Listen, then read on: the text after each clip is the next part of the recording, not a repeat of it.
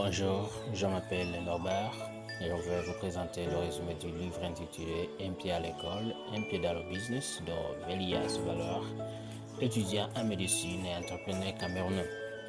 Selon l'auteur, il est non seulement possible mais nécessaire de concilier les études académiques et l'entrepreneuriat pour garantir son autonomie financière. Voici les points clés du livre. Les choses ont changé.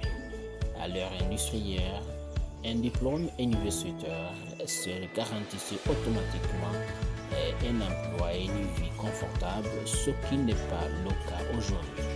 Donc, le système éducatif actuel ne devait pas former principalement les employés et les ouvriers qualifiés, mais des créateurs de richesses, car le marché du travail est presque saturé.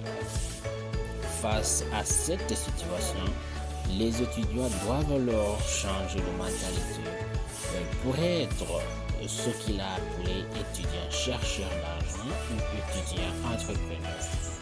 Avoir un pied à l'école et au business permet de ne pas attendre la fin de ses études pour commencer à construire son avenir. Et pour y parvenir, les étudiants doivent développer ces trois piliers de développement. Premièrement, développer une mentalité de gagnant, apprendre à aimer l'argent sans en être l'esclave et surmonter la peur de l'échec. Deuxièmement, l'intelligence financière. L'étudiant doit comprendre la différence entre actif, ce qui met de l'argent dans la poche, et un passif, ce qui en sort. Troisièmement, il faut apprendre à développer la gestion du temps. Il donne des clés pour organiser ses journées entre les cours et la gestion d'une activité lucrative. Et il faut aussi passer à l'action. Et ce qui est d'ailleurs le message le plus important dans le livre. Beaucoup d'étudiants attendent d'avoir un gros capital pour se lancer. Selon lui, ce ne sont pas les moyens qui manquent, mais les idées et l'audace. Il conseille les étudiants de commencer petit avec les ressources disponibles et de réinvestir ses gains. En résumé, le thème majeur est développé sont premièrement l'éducation.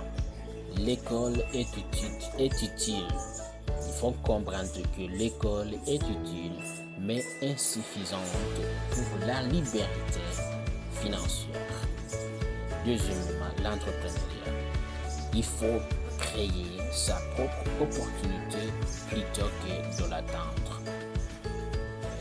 Troisièmement, la responsabilité. Ne plus dépendre uniquement de ses parents ou de l'État.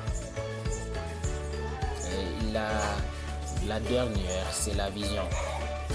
Se projeter au-delà du simple cadre de l'emploi salarié. Merci beaucoup.